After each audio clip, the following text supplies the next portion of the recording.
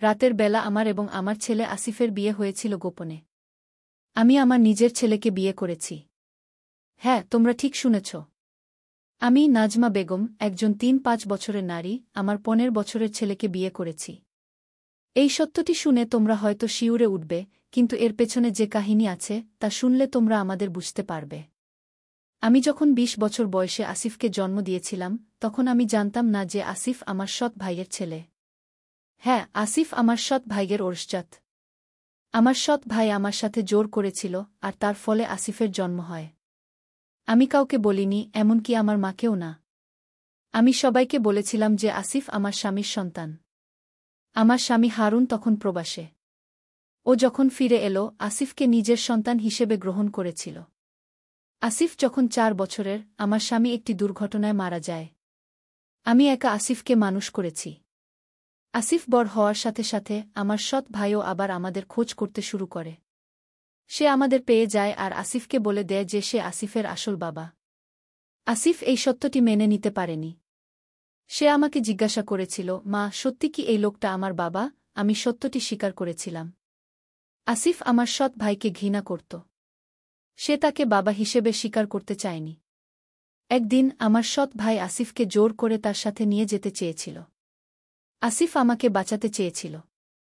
আমরা দুজন পালিয়ে আসি। আমরা দূরের একটি গ্রামে চলে আসি, যেখানে কেউ আমাদের চিনত না। সেখানে আমরা স্বামী-স্ত্রী হিসেবে পরিচয় দিতে শুরু করি যাতে কেউ আমাদের খুঁজে না পায়। ১ বছর পর আসিফ আমাকে বলে, মা, আমরা এখানে স্বামী-স্ত্রী হিসেবে থাকছি। আমরা কি সত্যিই বিয়ে করব? আমি অবাক হয়ে তার দিকে তাকিয়েছিলাম।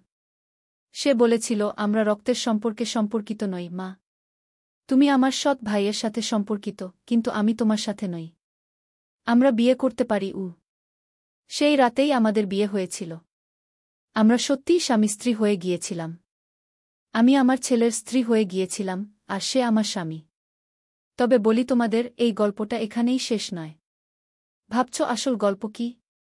আসল গল্প আরও অনেক বেশি জটিল আর অদ্ভুত।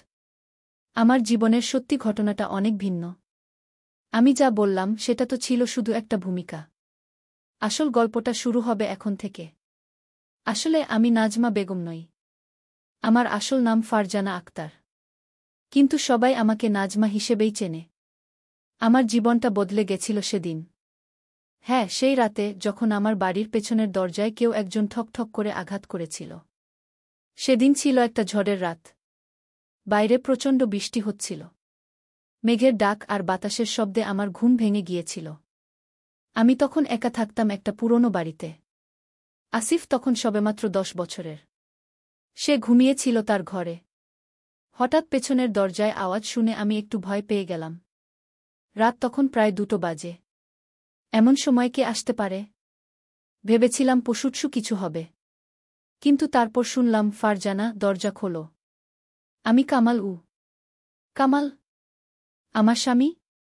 কিন্তু কামাল তো মারা গিয়েছে ৩ বছর আগে। আমি দরজার কাছে গেলাম, কিন্তু খুললাম না। কে? আমি জিজ্ঞেস করলাম, কে ওখানে? ফারজানা, আমি কামাল। দরজা খোলো। কিন্তু সেটা তো অসম্ভব। আমার স্বামী কামাল একটি বিমান দুর্ঘটনায় মারা গিয়েছিল। তার লাশ পাওয়া যায়নি, কিন্তু তার মৃত্যু নিশ্চিত হয়েছিল। এখন আবার তার গলার আওয়াজ শুনতে পাচ্ছি। আমি দরজার পেছনে দাঁড়িয়ে রইলাম, ভয়ে কাঁপতে লাগলাম। ফারজানা, দয়া করে দরজাটা খোলো।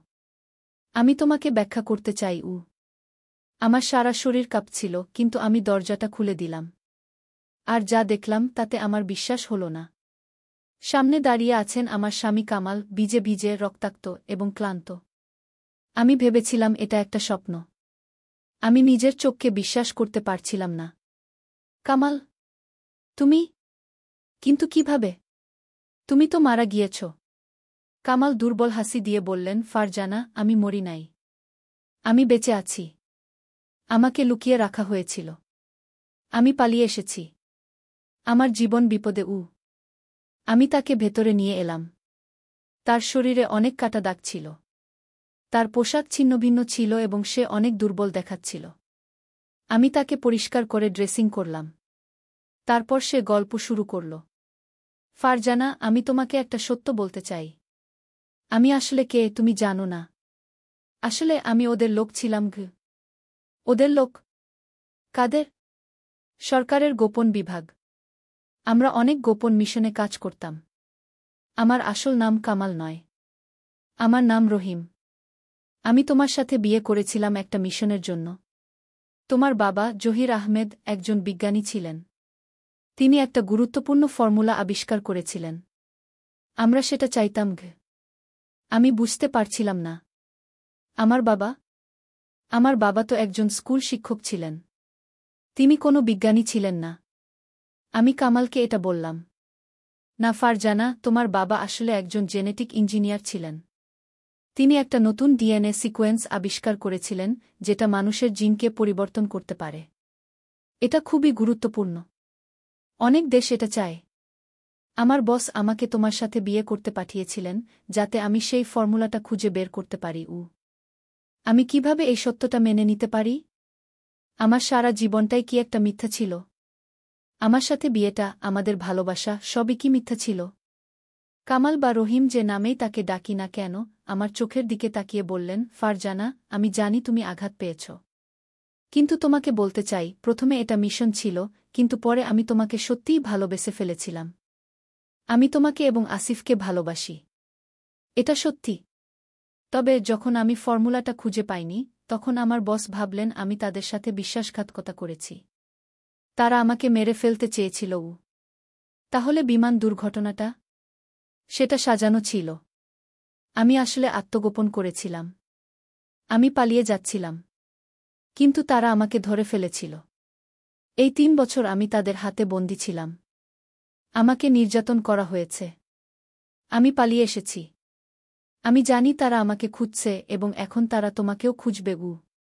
আমি বিশ্বাস করতে পারছিলাম না। এত বছর আমি মিথ্যার মধ্যে বাস করেছি। কিন্তু এর চেয়েও বড় সমস্যা ছিল সামনে।